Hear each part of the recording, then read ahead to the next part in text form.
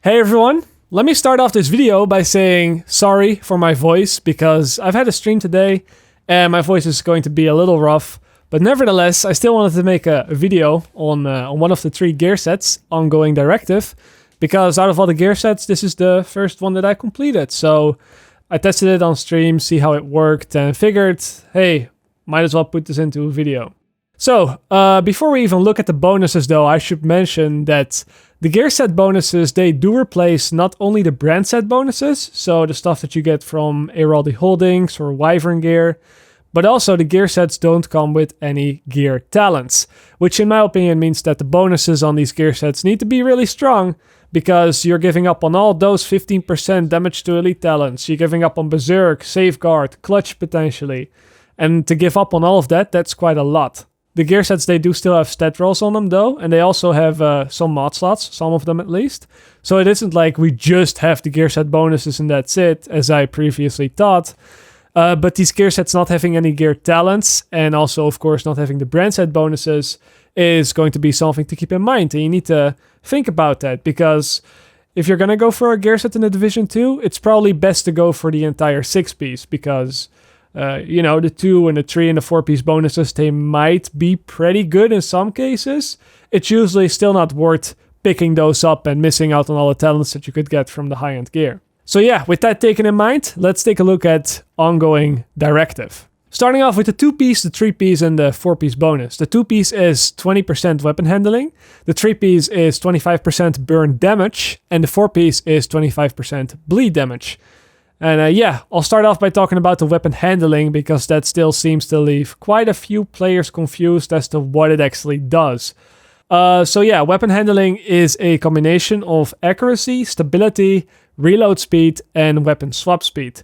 So when you have a general stat that's, weapon handling, or a talent that gives you weapon handling, you get accuracy, stability, reload speed, and weapon swap speed.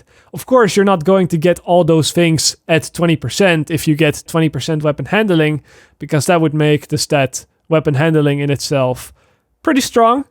But you're going to get, a little bit of each, a little bit of stability, a little bit of reload speed, all that stuff. I think it's around 5%, but I haven't actually done any proper testing to see how much it is exactly, so don't quote me on that. Just know that weapon handling gives you a little bit of everything. Then we have burn and bleed damage, which are unique stats that you can't really get anywhere else. And at first I thought that this was similar to the ignited and sadist weapon talents that increase your weapon damage to targets that are either on fire or that are bleeding.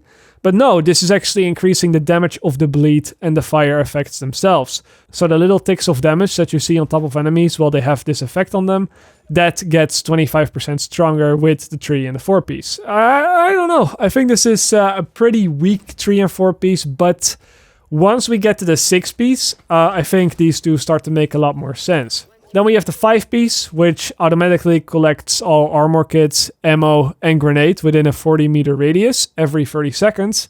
And you can also see a little visual effect on the screen when this happens. This orange effect goes out and then comes back to you. I don't know if this is worthy of a 5-piece, to be honest. It feels really, really weak. I mean, every player could just pick up the ammo and the armor kits and the grenades himself. It takes probably like 10 or 15 seconds to just walk around and pick all that stuff up, and to have that be on a 5-piece feels pretty underwhelming to me, but hey, I guess it's fine as long as the 6-piece is good. So let's talk about the 6-piece, which is where everything starts to come together a little bit more, because if you kill a player or an NPC with the 6-piece, you will get incendiary, explosive, or shock ammo to either one of your other weapons that you're not using to kill the enemy with. So if you're using your primary weapon, you get special ammo to your secondary weapon or pistol. But if you're using your pistol, then you get the special ammo to the primary or the secondary weapon. And that's the whole set. So yeah, here's the question you probably have. How is it? Is it any good? Well, I don't feel like it's that strong, to be honest. I can see what the developers try to do with this. You're kind of like the crowd control guy of the group. But every time that you get special ammo, you only get a few bullets. You only get 2 or 3 shock bullets, or maybe 5 or 6 fire bullets, and then 7 or 8 bleed bullets. It kind of depends on what type of ammo you get, how many bullets you get, and also on what weapon you're getting them. But it's always, I don't know, somewhere between 2 and 8 bullets. It's not too many bullets, to be honest.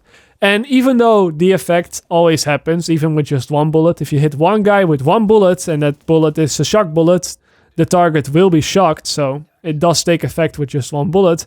I feel that you lose a very large amount of DPS having to switch from target to target in between shots just to crowd control a couple of NPCs.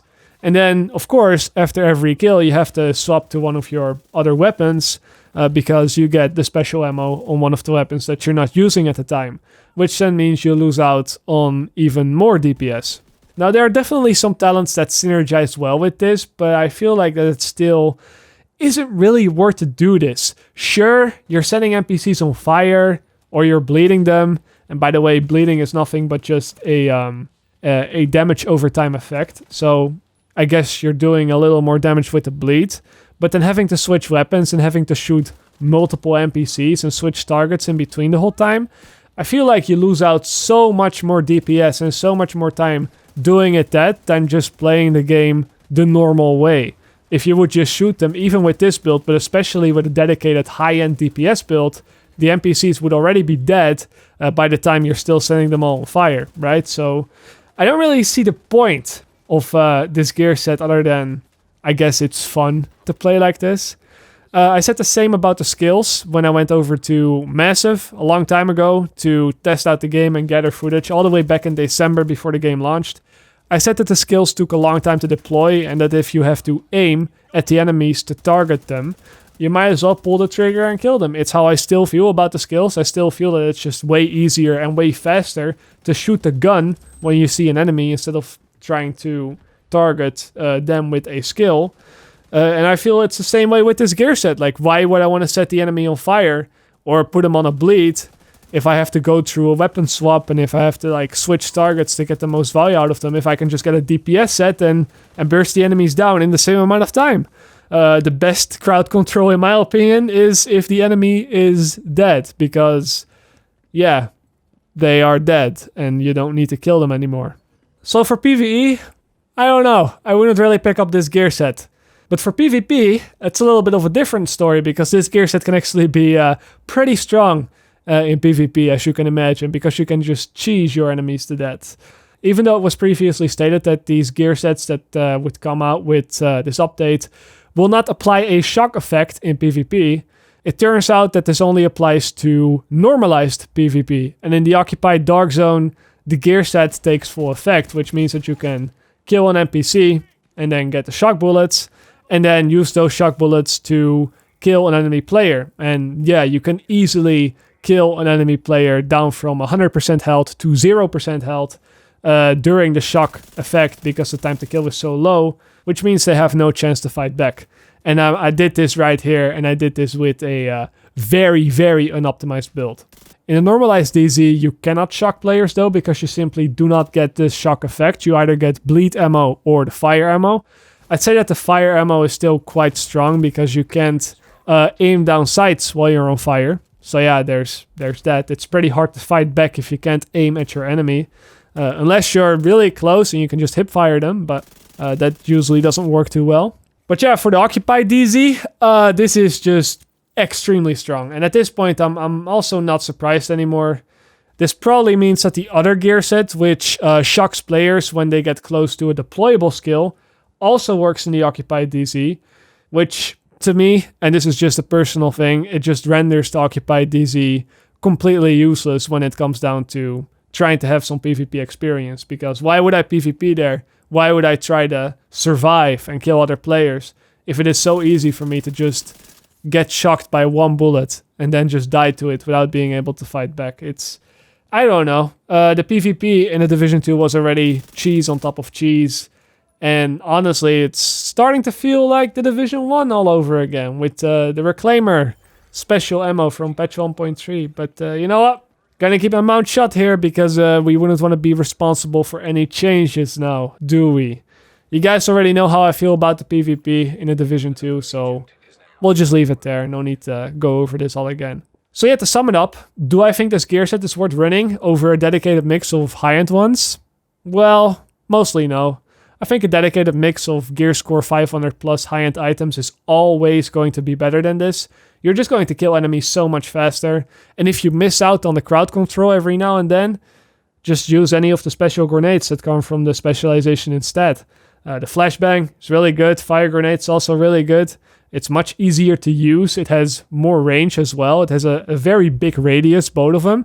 And you can carry 7 of these type of grenades at the same time.